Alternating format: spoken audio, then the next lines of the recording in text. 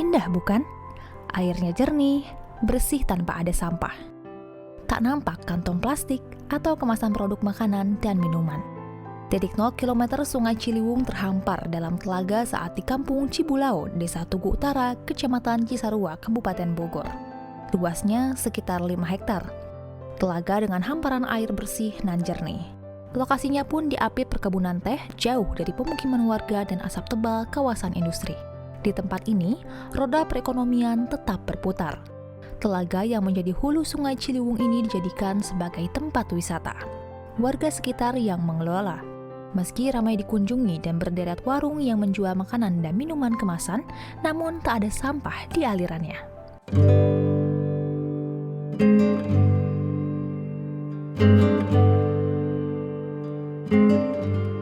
Ya, utamanya kebersihan air ya. Karena kita pun masalah di danau ini dibilang utama sampah plastik yang ada di danau. Kita harus selalu ya ngebersihkan, diangkat. Karena itu adalah sampah yang tidak bisa busuk ya. Kecuali kalau dibilang organik, kalau organik pasti itu busuk. Dari hulu, Sungai Ciliwung mengalir melintasi sejumlah tempat. Sayang, baru beberapa kilometer saja sudah mulai berserak plastik bekas kemasan minuman dan makanan. Sungai yang mengalir di Gunung Mas Puncak sudah tercemar sampah plastik, dari air mineral sampai makanan kemasan. Padahal tujuan utama wisatawan yang datang ke tempat ini adalah menikmati keaslian alam. Pun dengan pengelolanya yang menawarkan kesejukan juga pemandangan hijau, kebun teh, dan sungai. Kalau masalah sekarang udah aliran Sungai Ciliwung ya, karena ada dibilang di sini 0 km atau hulu Sungai Ciliwung, mungkin ya dibilang jernih. Karena kalau dibilang udah nyampe ke bawah jadi berubah menjadi coklat, harusnya ada khusus untuk menyelusuri dalam artian Sungai Ciliwung dari mana sih mulai awalnya air itu jadi coklat, atau misalkan sekarang jangan air coklat, kita sampah aja gitu kan. Sampah-sampah yang tidak bisa busuk, contohnya plastik, botol aqua lah, apa macam-macam lah, yang bukan organik. Kalau organik mungkin ada busuknya. Nah itu kita cek berapa kilo dari 0 km, udah mulai banyak sampah. Harusnya ada yang menyelusuri yang benar gitu. Kalau kami cuman pengurus Telaga Saat cuman menjaga dari hulu doang gitu kan, ke bawahnya itu tergantung orangnya gitu ya. Orangnya ada yang namanya juga orang kadang-kadang lupa atau misalkan emang sengaja buang sampah sembarangan ke sungai kan gitu. Jadilah cemar, dibilangnya semar Sungai Ciliwung gitu. Jernihnya air seperti di hulu tak lagi sama seperti di kawasan Cisarua. Jangan lagi harap melihat air bening. Jangan lagi berekspektasi suhu air yang dingin. Jangan lagi berharap melihat bandara sungai dengan batu dan pohon. Jangan lagi. Airannya sudah keruh. Batunya dihiasi sampah. Pohonnya sudahlah, apalagi yang perlu dijelaskan. Tapi kenapa? Tapi siapa? Pemerintah bukannya sudah memiliki sistem pengolahan sampah? Setiap hari petugas menggunakan truk mengangkut sampah-sampah dari rumah warga. Lantas, dari mana asal sampah di sungai? Kayaknya saya belum dengar ya dari produk-produk makanan atau minuman. Dia yang membuat kemasan-kemasan yang akhirnya habis dimakan dibuang. Itu untuk untuk utama yang tadi dibilang, coba yang di bawah tuh ajak, contoh ada ketua lingkungan, RT atau tokoh masyarakat atau masyarakatnya sendiri, ajak apa sih gitu, utama sampah. Tapi dari produk atau dari produk makanan atau minuman belum pernah apa sih yang harus menurunkan apa gitu, atau himbauan apa atau gimana, saya pun belum dengar.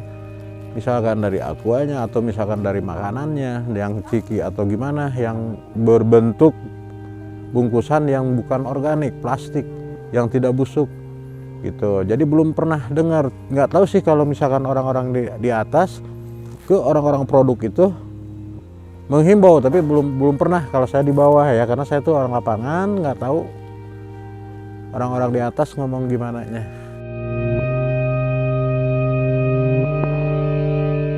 Selama banjir menerjang Jakarta 1-3 Januari 2020, 3.188 ton sampah diangkut dari Sungai Ciliwung. Data 2018 silam, Dinas Lingkungan Hidup Kota Bogor mencatat sampah dari Sungai Ciliwung Bogor mencapai 30 ton sehari. Perhitungan keduanya berdasar timbulan sampah yang ada. Styrofoam, plastik, sampah rumah tangga berserak mulai dari Sungai Cisampai. Airnya semakin keruh ketika bertemu Sungai Citamiang di Cisarua. Ya, itulah awal mula kondisi Sungai Ciliwung yang berwarna coklat seperti yang kita lihat pada umumnya. Sebetulnya sampah rumah tangga adalah sampah perusahaan yang dibeli oleh warga kan. Kalau untuk sampah perusahaan yang di puncak itu nggak ada. Cuman warga belilah sampah, bukan sampah, belilah makanan atau minuman dari perusahaan kan gitu. Nah dibuangnya itu yang tidak ini, itulah ke kali jadi kotor. Makanya saya sendiri sok monggo pada gegeden, pada orang-orang yang peduli ke Sungai Ciliwung, tolong produk-produk orang yang punya produk, tolong hubungi. Bekas sampahnya harus digimanain, harus gimana gitu ke orang-orang yang peduli ke Ciliwung, ke Sungai Ciliwung. Itu aja. Tolong, kalau kami orang lapangan tidak bisa langsung nerobos ke atas gitu lah. Ada lagi orang-orang yang peduli ke Sungai Ciliwung. Sesederhana buang sampah pada tempatnya pun rasanya masih sangat sulit. Ketika bahas soal sampah, siapa yang mau dengar? Siapa yang mau duduk, diskusi, dan menemukan solusi? Tidak ada. Kalaupun ada, jumlahnya tak sampai setengah dari kita-kita yang acuh menaruh sampah di mana saja. Tapi, giliran Sungai Ciliwung mengamuk, mereka yang terdampak lantang menunjuk hidung. Bogor lagi yang disalahkan. Dianggap tak punya solusi mencegah rendaman air coklat di ibu kota. Lalu, kemana perusahaan dari sumber sampah itu?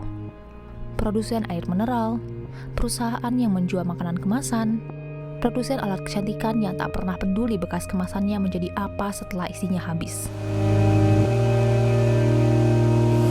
Karena tanpa peran atau tanpa keterlibatan produsen yang menghasilkan atau yang membungkus kemasan dengan plastik atau apapun itu, nggak mungkin dihindari, tidak mungkin dihindari. Jadi keterlibatan produsen itu sangat perlu dan harus itu.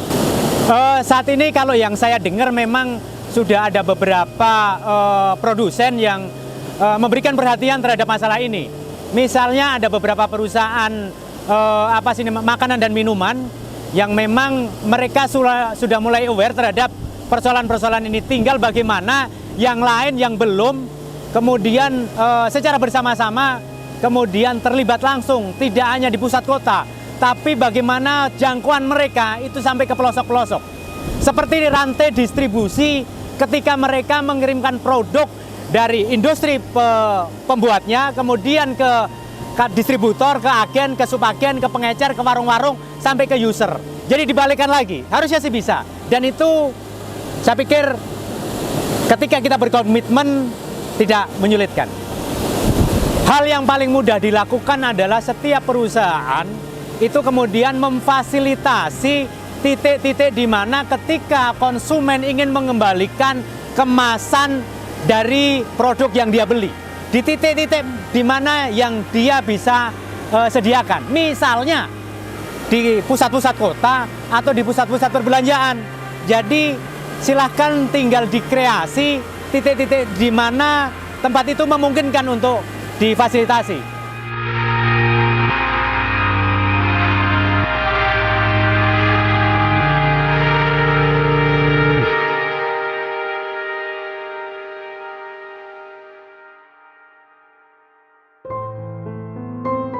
Pemerintah sudah pasang target menurunkan timbulan sampah hingga 30% pada 2029 nanti. Target ini bahkan sudah dipaku lewat Peraturan Menteri Lingkungan Hidup dan Kehutanan Nomor 75 Tahun 2019 tentang peta jalan pengurangan sampah oleh produsen. Jalan untuk sampai target itu lewat mengurangi timbulan sampah, memanfaatkan kembali dan mendaur ulang. Satu cara mengurangi timbulan sampah yakni dengan membatasi penggunaan kemasan minuman bervolume kurang dari 1 liter, serta melarang penggunaan saset, sedotan plastik, dan kantong plastik. Aturan ini akan mulai berlaku pada 1 Januari 2030. Masih lama. Data dari Asosiasi Industri Plastik Indonesia dan BPS, Indonesia menghasilkan 54 juta ton sampah per tahunnya. 5% atau 3,2 juta ton adalah sampah plastik. Dari 3,2 juta ton timbulan sampah plastik, produk air minum dalam kemasan atau AMDK bermerek menyumbang 226.000 ton, yang 46.000 tonnya adalah kemasan gelas plastik. Lewat Perwali nomor 61 tahun 2018 tentang pengurangan penggunaan kantong plastik, Wali Kota Bogor Bima Arya masih konsen menerapkan larangan kantong plastik. Bima memperluas area larangan penggunaan kantong plastik sampai ke pasar tradisional. Sejak diberlakukannya larangan ini, jumlah sampah plastik yang mampu direduksi sebanyak 10% dari total 2,5 ton per harinya.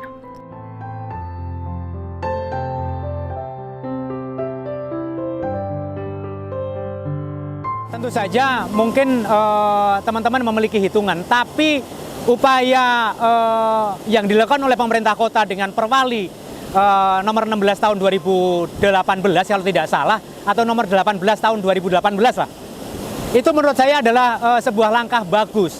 Tinggal bagaimana implementasinya perlahan-lahan kemudian diperkuat lagi. Ketika itu kan hanya di pasar modern, sekarang beranjak ke pasar tradisional kering. Tinggal bagaimana mekanisme ini dapat diimplementasikan, dapat dikawal, dapat dipastikan pengurangan ini kemudian membuat kita semua semakin bersemangat untuk menata kelola sampah plastik. Jadi kita bersama-sama kita kawal proses ini agar plastik-plastik yang kemudian kita hasilkan, plastik-plastik yang kita gunakan, kantong-kantong plastik yang kita pakai dapat kita pertanggungjawabkan secara bersama-sama. Saya pikir ini adalah langkah bagus dan harus kita dukung secara bersama-sama. Saya pikir ketika kebijakan Indo sudah diketok palunya, tinggal bagaimana informasi ini dapat disebarkan secara masif. Dan ingat, penyebaran secara masif itu tidak hanya bisa dilakukan hanya sekali, 2 kali, dan seterusnya. Tapi ini harus diulang-ulang terus. Misalnya sehari 3 kali, seperti kita minum obat. Pagi kita minum, siang kita minum, sore atau malam kita minum. Bagaimana supaya informasi ini kemudian nancep di kepala setiap warga masyarakat Kota Bogor.